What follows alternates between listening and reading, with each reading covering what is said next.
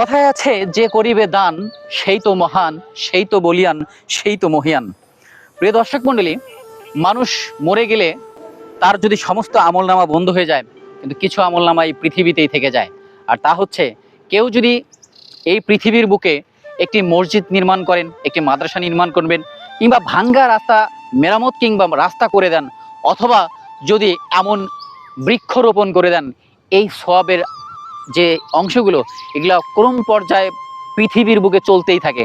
তারই ধারাবাহিকতায় আজকে এই গাছ প্রসঙ্গে একটা কথা বলতে চাই, যে এই গাছ যিনি এইখানে প্রতিষ্ঠা করেছেন বা রোপণ করেছেন, আজকে সেই ব্যক্তিটা আমার কাছে একজন মহান ব্যক্তি হিসেবে মনে হচ্ছে।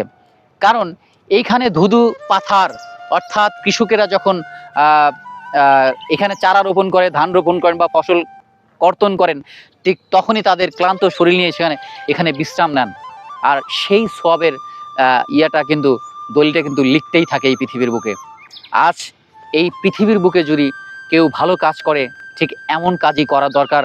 প্রিয় দর্শক মণ্ডলী, পরিশেষে একটা কথা বলতে চাই, যে এই পৃথিবীর বুকে যদি আপনারা দীর্ঘজীবন বেঁচে থাকতে চান, অর্থাৎ মরার পরেও যদি বেঁচে থাকতে চান, তাহলে আপনারা এই পৃথিবীর বুকে মসজিদ, মাদ্রাসা কিংবা রাস্তাঘাট নির্মাণ করবেন এবং পথচারীদের জন্য এমন বৃক্ষরোপণ করবেন যেটা সওয়াবের খাতা আপনাদের মাথার উপরে লিখতেই থাকবে।